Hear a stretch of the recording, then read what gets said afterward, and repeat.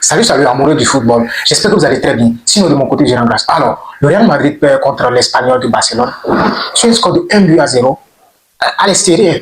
Franchement, je suis dessus aujourd'hui là. Je ne sais même pas quoi dire. Parce que le match en soi me déçoit.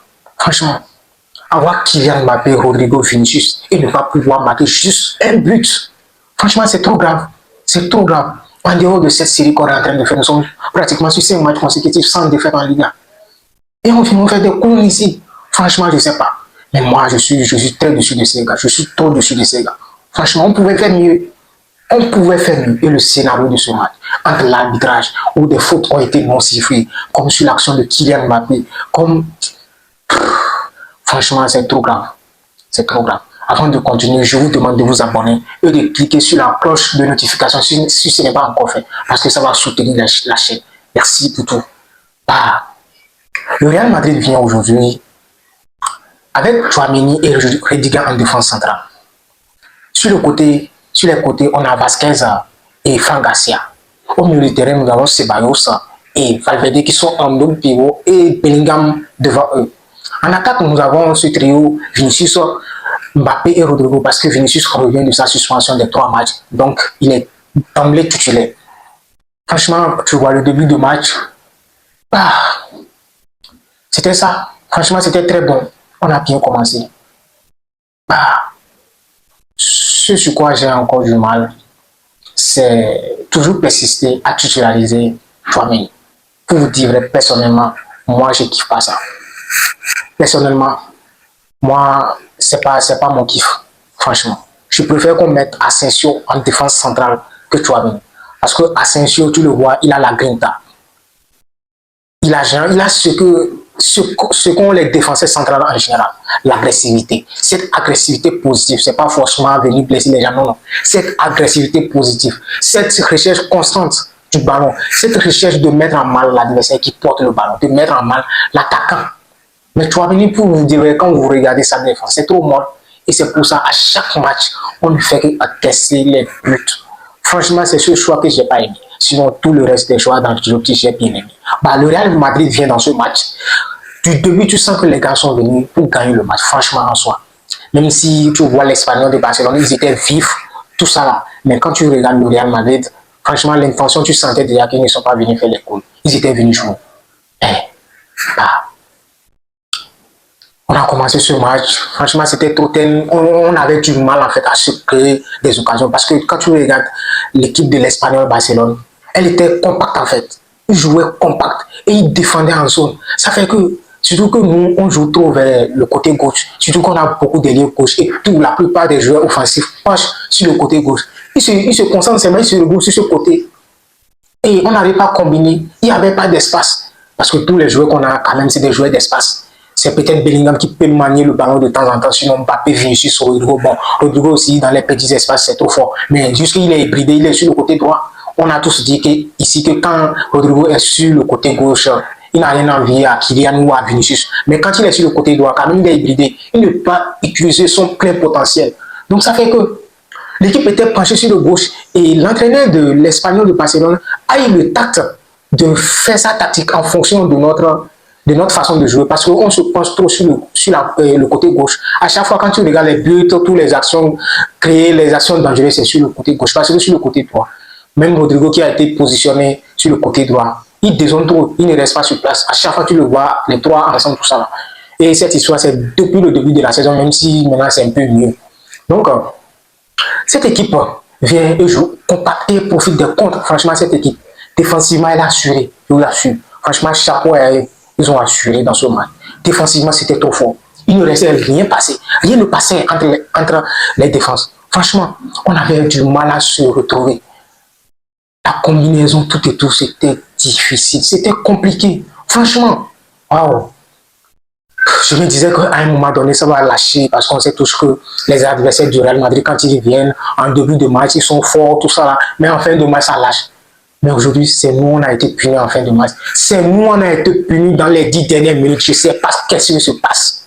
Franchement, sur les transitions offensives, qu'est-ce qu'on est nul. On est nul à chier.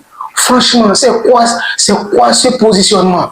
Quand on perd le ballon, c'est fini. Toute l'équipe est coupée en deux. Ce qu'on est en train de dire à chaque fois, que quand on perd le ballon, quand on attaque et on perd la possession du ballon, on a du mal à se retrouver, qu'on a du mal à défendre, c'est ça. Parce que les joueurs offensifs ne font pas des efforts. Ils sont à chaque fois en retard. Quand tu vois, quand on perd le ballon, il faut regarder le comportement des trois de devant. C'est vraiment compliqué. C'est juste Rodrigo qui fait des efforts. Même si le but de l'Espagnol de Barcelone, qui était au marquage du défenseur, c'était Rodrigo. Parce qu'elles étaient où? Parce qu'on a tiré un corner, on a mal ajusté. Maurice n'a pas pu intercepter, paf, et ils ont lancé la contre-attaque. Ce qui était là, c'était Rodrigo qui était à la défense, qui était là pour pouvoir suivre le joueur de l'Espagnol de Barcelone. Franchement, c'est très très compliqué notre positionnement. Waouh, c'est comme si on ne s'entraîne même pas. C'est un positionnement d'équipe 3, d'équipe B, franchement, de deuxième division. C'est pas acceptable, franchement, c'est pas acceptable. Comment on peut se faire prendre à chaque fois sur les comptes, surtout sur les corners? Quel comportement? D'ailleurs, depuis le début de la saison, combien de buts sur corner on a marqué? Et c'est ça qui nous punit. Franchement, cette équipe, quand tu regardes, franchement, c'est vrai, les milieux de terrain ont assuré. Ceballos aujourd'hui, c'était trop fort. Tu le vois, franchement, il a fait de son mieux. Il a donné ce qu'il pouvait faire. Il essayait d'alimenter les joueurs offensifs. Il essayait de contrôler le ballon, tout ça. Franchement, Ceballos a fait de son mieux. Moi, je ne vais pas taper sur lui parce que on sait tous que depuis plus d'un mois, Ceballos, c'est top. Quand il a le temps de jeu, quand il est titulaire, il montre ce qu'il sait faire entre récupération et orientation de jeu. C'est trop fort pour Ceballos. Aujourd'hui, franchement, moi, son match, j'ai aimé. J'ai aimé. Juste le petit bémol, c'est que de temps en temps, il n'arrivait pas en fait à trouver des passes subtiles en fait pour pouvoir tromper la défense de l'Espagnol de Barcelone. Sinon, dans le reste du match, dans la globalité, dans ce qu'il a produit aujourd'hui, franchement, moi, je suis content, je suis content. Bah, en parlant de milieu de terrain, Valverde aujourd'hui, c'était trop fort. Comme toujours, Valverde, comme toujours, c'était trop fort. Qu'est-ce qu'il est fort ce joueur, franchement. Bah, c'est vrai, on n'a pas gagné et c'est négatif pour toute l'équipe. Mais pour dire vrai, Valverde aujourd'hui, bah, je n'ai rien à le reprocher. Ce qu'on lui demande de faire, il le fait très bien. À savoir, porter le ballon, orienter le jeu et récupérer. Regardez combien de fois Valverde est venu sauver notre défense. Parce qu'à chaque fois, Basket n'est jamais là. Lui se comporte chaque fois comme ailier. Il n'est jamais présent. Même s'il n'est jamais présent. Donc aujourd'hui, Valverde, c'était trop fort. Il a beaucoup soutenu. Il était là. Franchement, Valverde aujourd'hui, moi, je n'ai rien à dire. D'ailleurs, même chaque match de Valverde qui fasse des erreurs ou quoi, franchement, c'est un joueur que tu ne peux pas venir taper. Parce que même si offensivement, il ne donne pas, en fait, quand il fait un mauvais match, c'est pas un mauvais match en soi. Parce qu'il donne tout. Il donne tout. Si Valverde fait un mauvais match, il faut savoir que c'est toute l'équipe qui a été douée. Sinon, quand l'équipe est bonne, Valverde est bon. Ça, là, moi, je sais ça. Il n'y a rien à discuter sur ça. Bah, Bellingham, aujourd'hui, franchement, j'ai pas aimé son match. J'ai pas aimé son match. Face à ce bloc de l'Espagnol de Barcelone, bah, c'était pas ça. J'ai pas trop aimé. C'était insuffisant pour moi. C'était trop insuffisant pour moi. Je sais pas vous, mais moi, j'ai pas aimé son match. J'ai pas aimé parce qu'il avait du mal à retrouver les joueurs offensifs. C'était difficile en fait. Ce quatuor offensif avait du mal à combiner tout ça.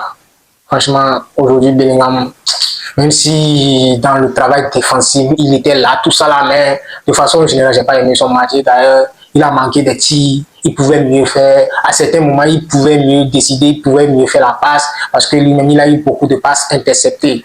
Défensivement, l'équipe, en parlant du secteur défensif, franchement, j'ai pas aimé. Même si c'est pas un but, on n'a pas pris beaucoup de buts, mais le positionnement devait réparer ça. Après que le corner soit tiré, franchement, ça devait être bien possible. On ne peut pas se faire prendre bêtement comme ça. Encore qu'on était vers la fin. Bah, c'est tout, c'est tout. En tout cas, comme je vous l'ai déjà dit, moi, je préfère Asensio en défense centrale que Tchouaméni. Matin, midi, soir. Franck Garcia aujourd'hui, bah, c'est vrai, à chaque fois, on se disait qu'offensivement, il apporte beaucoup avec ses appels, et ça d'oubli avec les ailés, tout ça, là, ses appels. Mais aujourd'hui, Franck Garcia, sur le côté, franchement, il a pris beaucoup de mauvaises décisions. Beaucoup de mauvaises décisions. Même les centres, ça ne passait pas. C'était compliqué. Il forçait même certains centres. À un moment donné, j'ai vu, quand il a mal centré, Lucis le criait dessus. Bon, je ne sais pas si vous avez vu l'épisode. Donc, c'est un peu ça, je n'ai pas trop aimé son match. Défensivement, il n'a pas eu trop à faire parce que cette équipe n'attaquait pas aussi bien que ça. Donc, c'est un peu ça. En défense centrale, franchement, bon, c'est comme ça. Et on implore la blessure de Rudiger, franchement.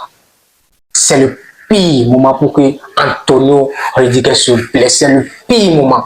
Parce que les prochaines échéances qui nous attendent, waouh, c'est trop dingue.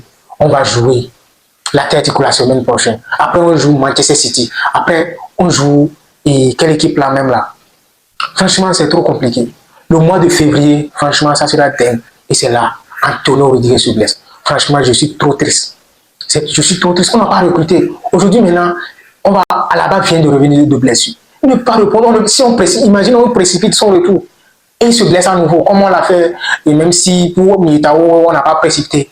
Mais il y a des risques de réussite parce que c'est une grosse blessure. Et quand le joueur revient, il essaie de ne pas trop se donner parce qu'il a peur de se reblesser. C'est comme ça, c'est pas simple psychologiquement, ça te joue. Tu ne te donnes pas à fond dans les duels et on comprend ça.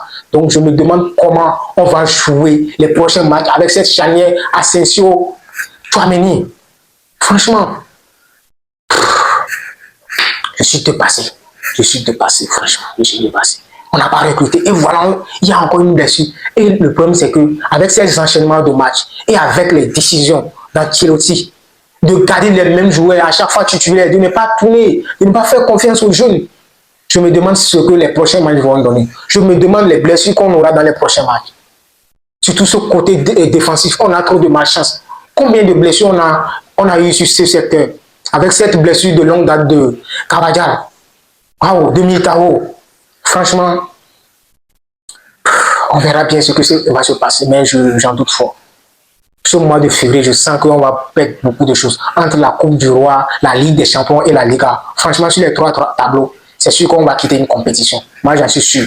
J'en suis sûr parce qu'on a déjà même laissé des points en Liga. La Liga où on était un peu confortable, on pouvait essayer de garder la tête pendant longtemps. Voilà, on a déjà perdu ça en quelques semaines. En une semaine, pas plus, parce que la semaine prochaine, on va jouer l'Atlético. Et en jouant l'Atlético, bah, tu viens, tu perds, l'Atlético gagne. L'Atlético revient à un point.